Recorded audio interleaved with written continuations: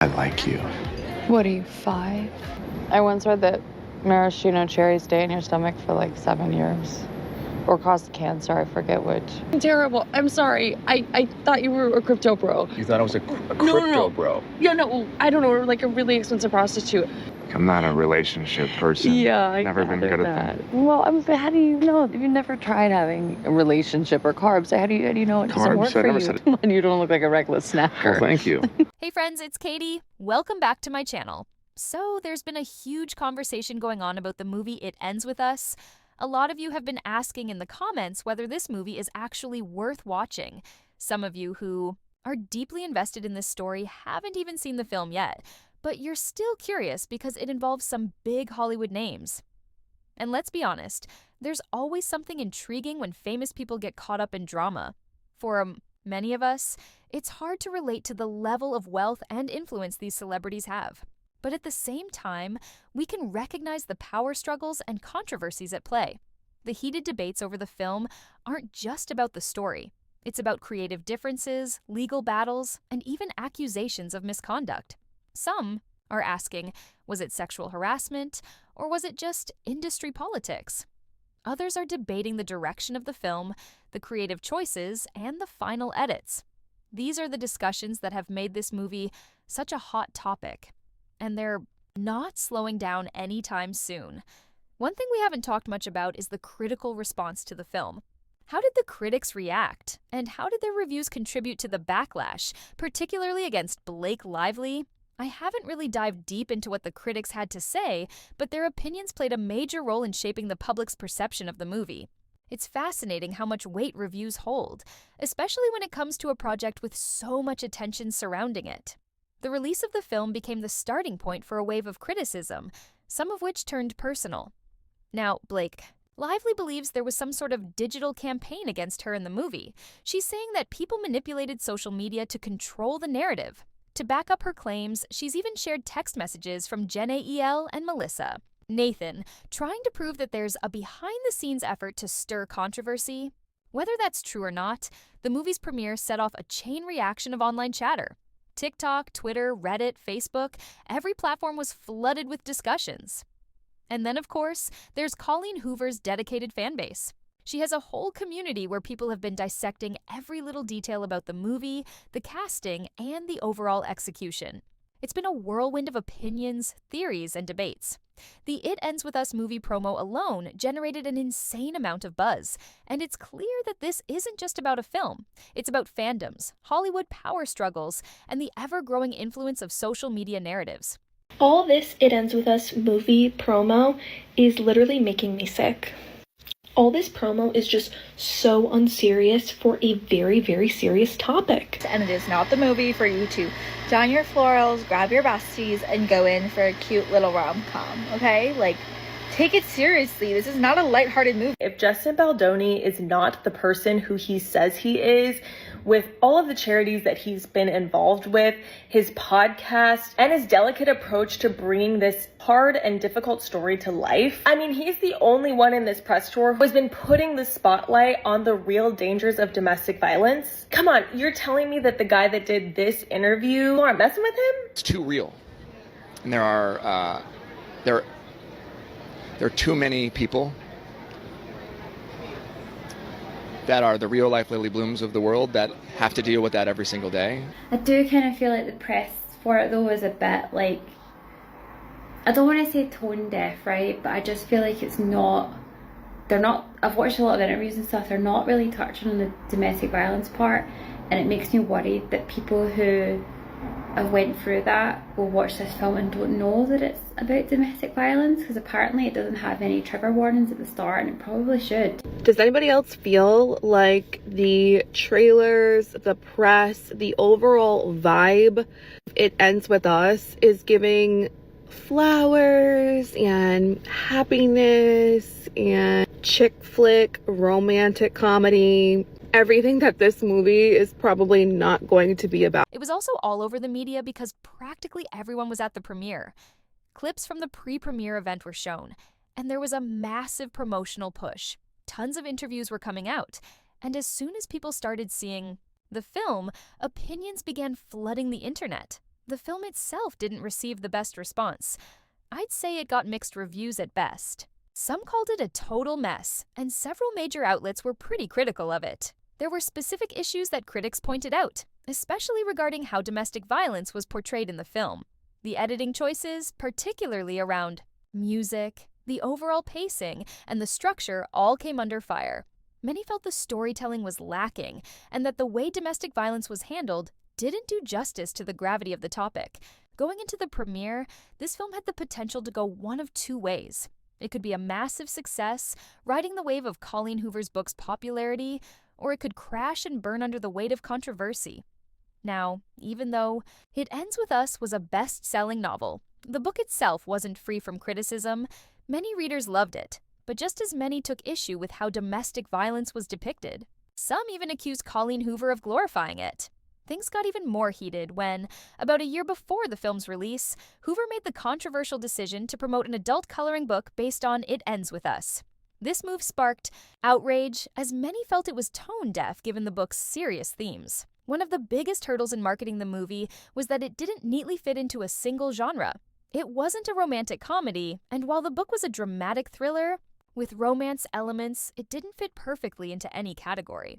That made it difficult to promote, no matter how the film was made. But regardless of how it was marketed, the critical reception played a significant role in shaping the online conversation, especially around the backlash directed at Blake Lively. Mondi. One hand, Blake Lively insists that the criticism against her was fueled by a targeted social media manipulation campaign. She believes there was an orchestrated effort to discredit her in the film. However, professional critics from major outlets had their own independent opinions, and many of their critiques had nothing to do with social media discourse. For example, The Hollywood Reporter, a generally neutral publication, had some strong words. In an article published on August 20th, they ran the headline, "It Ends With Us should have warned audiences.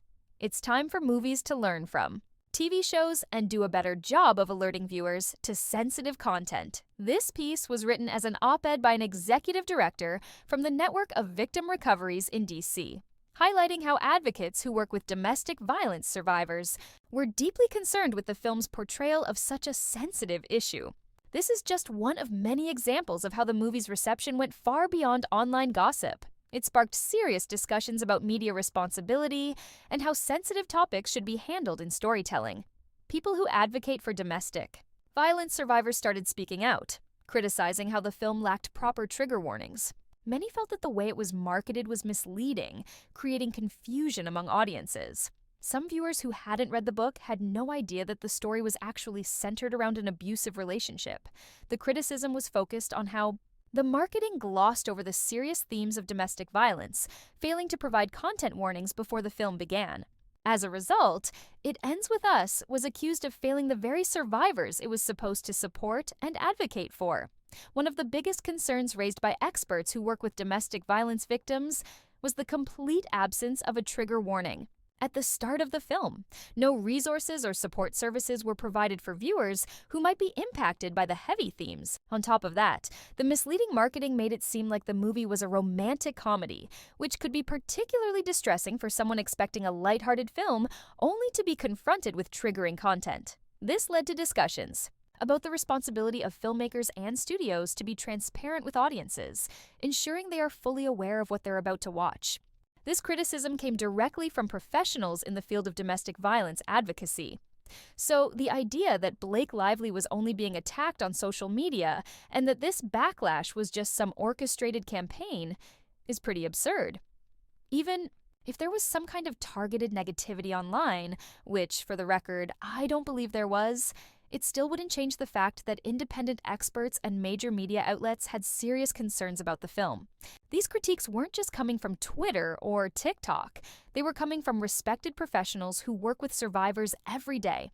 Another major review came from the Associated Press, the largest news organization in the U.S., whose articles get picked up by countless media outlets. Their review of the film was absolutely brutal. Film critic Mark Kennedy was deeply disappointed with how the movie handled its subject matter.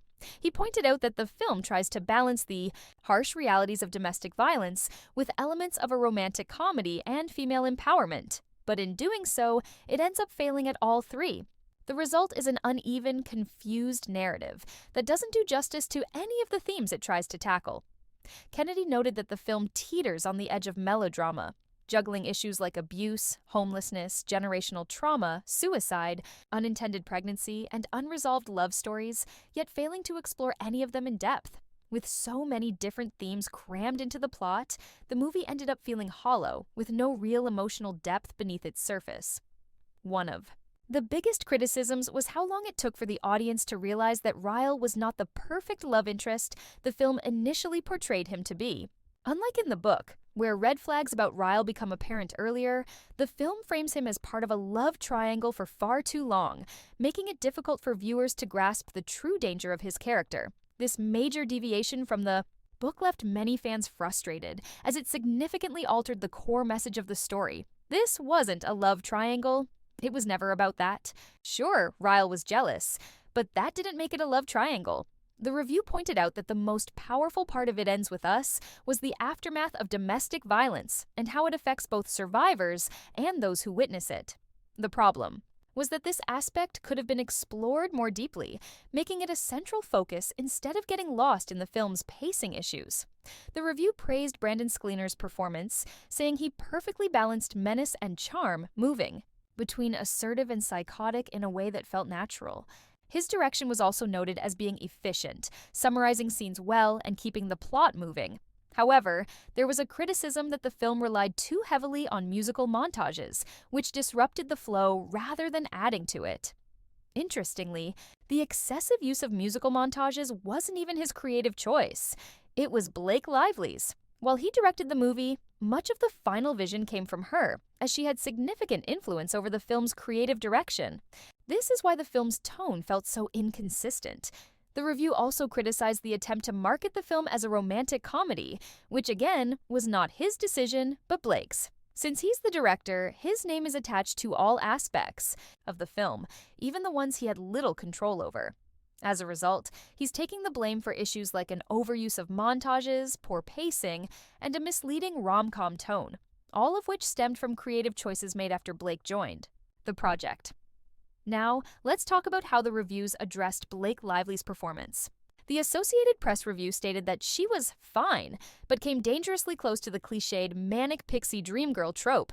Her character's quirks, like drawing cute flower sketches and having a passion for shabby chic decor, felt more like personality props than true character development. However, the review did note that she became more compelling toward the end of the film. There was also an odd focus on her appearance, mentioning her tendency to wear lots of rings and floral prints, yet also being able to turn heads in a dramatic cutout dress. These details seemed out of place in a review critiquing the film's deeper flaws. The screenplay, written by Christy Hall, received criticism for its clunky dialogue. One example mentioned was a line where Alyssa tells Lily, "The man runs through women like candy." It was called out for feeling unnatural and forced. However, the script did improve upon some of the novel's weaker moments, such as transforming Lily's father's funeral into a flashback rather than the awkward rooftop recreation that happened in the book. Still, the biggest criticism was the film's excessive length. At over 2 hours, it dragged due to unnecessary tangents and poor editing. Sudden scene cuts left viewers confused about where they were in the story, making it difficult to follow the emotional beats. One of the most frustrating aspects of watching the film was how disjointed it felt. Some scenes played out like a cheesy 1990s rom-com, complete with karaoke, drinking, and dancing montages that were supposed to make the love story feel magical, but instead came across as cringeworthy. Then, in contrast, there were moments where the story's serious themes were so poorly executed that they felt abrupt and jarring. A major issue was how the domestic violence scenes were handled. The way the film transitioned between romantic moments and violent ones was confusing, leaving the audience unsure of what had just happened. One moment, Lily and Ryle would be sharing a passionate moment, and the next, something was off, but the way it was shot made it unclear if he had actually hurt her. It wasn't until much later in the film that it was revealed he had been violent all along, making the earlier moments feel like misdirection. In the book, this was handled much more clearly, giving readers a deeper understanding of Lily's emotions. But in the film, the way it was presented felt hollow, almost as if the story had pulled the rug out from under the audience in a way that lacked impact or emotional weight. The film also removed a crucial aspect of Lily's journey, her awareness of what was happening. In the book, she recognizes the red flags, sees the warning signs, and understands what Ryle is doing. The film, however, strips away that agency, making it seem like she's oblivious. It also cuts out the steps Ryle takes to seek help, and the plans they make together to try to curb his behavior. This omission changes the dynamic entirely, making it feel like Lily is just blindly falling into the situation rather than being fully aware and struggling with her emotions. One major issue the review highlighted was the inconsistency in character portrayal. There were odd, unexplained details, like how Lily managed to access the rooftop of a luxury high-rise, why Jenny Slate's character was dressed in Valentino and carrying an expensive designer bag while working a retail job, and Lily's random obsession with Carhartt clothing. The review also criticized the film's excessive adoration of wealth and luxury, with its Mercedes, million-dollar apartments, and high-end dining reservations. While it seemed like an attempt to show that domestic violence can happen in any social class, it came off as tone-deaf, making it seem more like a glamorous fantasy than an emotionally raw story. Another issue was the lack of distinction between Lily's two love interests. Both Ryle and Atlas were portrayed as buff, dark-haired men who wore tight black t-shirts, had stubbly beards, and adored Lily in similar ways. The review even mentioned how, during heated moments, it became difficult to tell them apart, which took away from the tension and uniqueness of their characters. When Lily and Ryle finally get together for the first time, she tells him, "Don't let me regret this." The reviewer pointed out the irony that she absolutely would regret it, as would a few others involved in making this film. It was a harsh critique, essentially stating that the movie was a collection of cliches stacked on top of each other, lacking depth and failing to deliver a cohesive narrative. The review called out sloppy editing, an overuse of music, and poor pacing, all of which were under Blake Lively's creative control. Since she had significant influence over the final cut, the film's major flaws ultimately pointed back to her decisions. The reception wasn't just lukewarm, it was outright negative. Another brutal review came from Pajiba, a well-known film and television review site. Their review, published on August 12th, described the film as a tonal mess, pointing out how the serious nature of domestic violence was mishandled. They criticized the way the film's marketing misled audiences into thinking it was a rom-com, calling it a deliberate attempt to obscure the actual plot. A story about a woman falling into a dangerous relationship where her safety is at risk.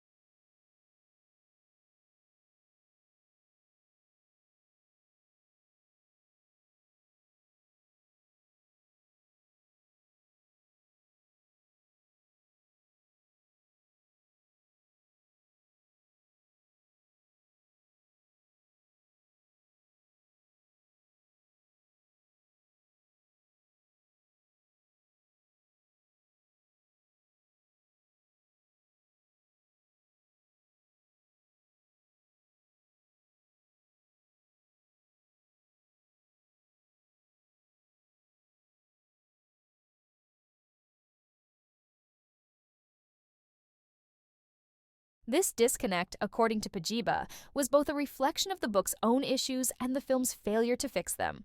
The marketing was vague, the tone was inconsistent, and the final product struggled to balance its heavy subject matter, with the aesthetic choices that made it feel more like a glossy romance than a serious drama. These critical reviews made one thing clear. The film's failure wasn't just about social media backlash. The issues were deeply embedded in the way it was structured, marketed, and ultimately executed, leading to an overwhelmingly negative reception from critics and audiences alike. The movie itself struggles because the book is already a mess. Ksenia tries to be passionate and dramatic while also slipping in comedic moments, including quirky in-laws. It attempts to explore something deeply emotional while simultaneously weaving in a subplot about a long-lost adolescent love. Now, blending different themes isn't necessarily a bad thing. If done well, it could reflect the unpredictable nature of an abusive relationship, where everything can shift from calm to chaos in an instant. But here, just like in the book, it's a collection of mismatched tones that make the humorous parts fall flat and the dramatic moments feel shallow. This isn't just the opinion of random social media users, this is from professional film critics. When it comes to Lively's performance, she doesn't do herself any favors either. She's a capable actress who can truly shine with the right material, like in the stylish drama A Simple Favor. Here, she has her moments, particularly when Lily tries to mask her fear with a forced smile, but for the most part, she struggles, weighed down by the material she rewrote herself. The screenplay strips Lily down to a barely developed character, someone who just has pain but no real sense of inner life beyond that. This is a flaw in Hoover's writing as well. Her heroines are often just blank slates for readers to project themselves onto, and they usually come with ridiculously unrealistic names. Baldoni does a better job, but mainly because the book and screenplay are more invested in exploring the abuser's journey than the survivor's, a common pattern in Hoover's work. One of the main criticisms is that the film doesn't fully embrace the female perspective, even though Blake insisted on bringing a female-driven narrative. But the reality is, in the book, Colleen Hoover romanticized Ryle. She made him charming, likable, and easy to root for, even though he was an abuser. He has the alluring confidence of a deeply troubled man who resorts to violence, yet the story still wraps up too neatly, failing to do his arc justice. Ironically, he ends up being far more compelling to watch than Atlas, played by Brandon Sklenar.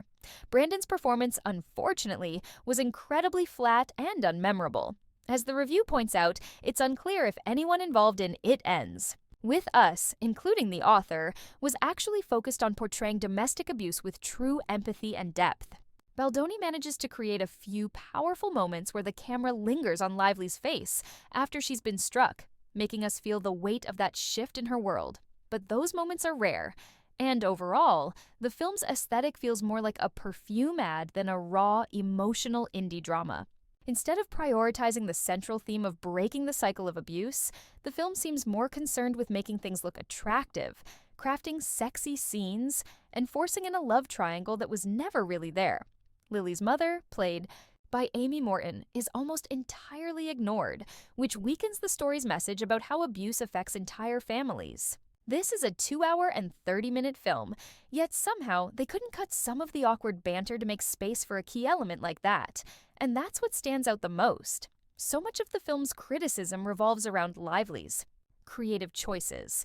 The odd editing, the misplaced music, the forced humor, the awkward rom-com elements, and even the misleading marketing.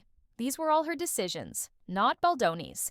Finally, the review closes with a damning statement. It Ends with Us ultimately fails because its source material is flawed. It's part of a larger industry where stories of abuse are packaged as something spicy, where an author can turn trauma into merchandise, selling themed coloring books and nail polish tie-ins. At its core, there was a real story to be told, but it got lost in all the commercialized chaos. The issues with this film weren't just minor missteps, they were fundamental flaws in storytelling, editing, and execution.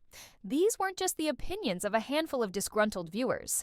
The criticism came from professional film critics, people who are paid to analyze movies and help audiences decide whether to watch them. When their reviews align with audience reactions, it becomes clear that the film had real problems. Yet, instead of acknowledging these shortcomings, there was an attempt to shift the conversation elsewhere. Rather than addressing the film's inconsistent tone, messy subplots, and lack of emotional depth, the narrative was steered toward defending its marketing and production. Public figures like Jed Wallace, Jen Abel, and Melissa Nathan seemed more focused on telling people why they shouldn't be upset rather than addressing the legitimate concerns that were being raised. Questions about misleading marketing, the absence of the director from promotional efforts, and potential behind-the-scenes conflicts weren't plucked from thin air.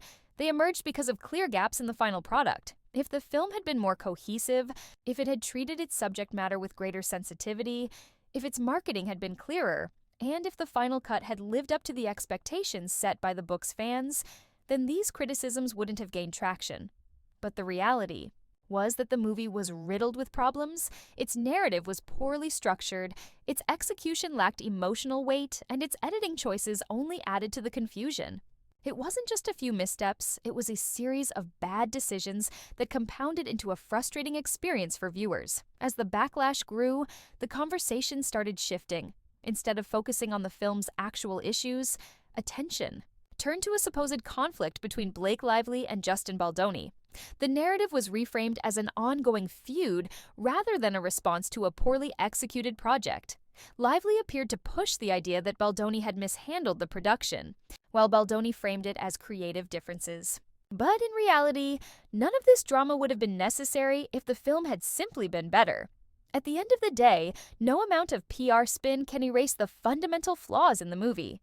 The critics' reviews and audience reactions weren't driven by some hidden agenda or orchestrated smear campaign. They were simply responding to a film that failed to deliver. And when that failure became impossible to ignore, the focus was deflected onto anything but the film itself. The average person walking into the theater left with similar thoughts. Social media exploded with reactions. Dozens of TikToks, hundreds of YouTube videos, and countless discussions dissecting every issue with the film. The controversy wasn't just about the story, it was about how the movie was made, marketed, and executed. And yet, despite all the criticism, it was a financial success. It generated huge box office numbers, becoming a major talking point. But instead of focusing on the film's actual flaws, the discussion became entangled in arguments about creative direction, behind-the-scenes drama, and public narratives pushed by people involved in the production. At its core, the reality was simple. The movie just wasn't well made. It lacked depth, failed to develop its characters, and glossed over crucial emotional beats. Critics pointed out major structural flaws, pacing issues, and an overall lack of substance. And then there was the elephant in the room, the way it handled domestic violence. The story was supposed to be about survival, about a victim's journey, yet it lacked the sensitivity and care necessary to truly honor that experience.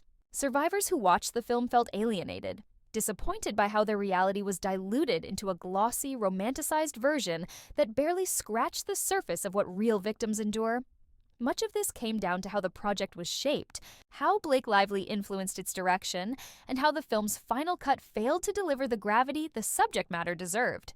Even if you were to remove Blake from the conversation, even if you stripped away the behind-the-scenes conflict with Justin Baldoni, the film was bound to struggle critically. The problem wasn't just the execution, it was the source material. The book itself is divisive. Colleen Hoover's characters often lack nuance, and her portrayal of abusive relationships has been widely criticized for romanticizing the abuser. Lily's story is problematic in many ways. She never goes to the police, never files a report, and the book presents joint custody as a default even when domestic violence is involved, which isn't the reality for many survivors. There's no real focus on therapy, resources, or the psychological impact of leaving an abusive relationship. The film, just like the book, simplifies an incredibly complex issue, stripping it of the raw, terrifying experience. Yeah, just know, like, you're gonna have to forgive some things. You'll see, like, some, like, maybe tape on the walls and, like, music that's gonna, you know, the score is not done, things that'll, like, you know, tweak and change. But by and large, it's the movie you'll see. But please go see it again August 9th because it'll be even better. And we're nervous for you to see it today, but also just so excited because I feel like I can trust that you guys know that it's not totally done, but but you'll still really love it, and we hope you do. Done yet? It's almost done, but You haven't seen the movie. What are you talking about? He literally hasn't seen the movie. I haven't seen anything. So That's good. Tell him more though. Tell him more about the movie. I think it's 2 hours long. And it's not done. Like the score isn't done. There's like tape on the wall and some scenes that are like. You can see my wig and coming off and starting my wig. Yeah.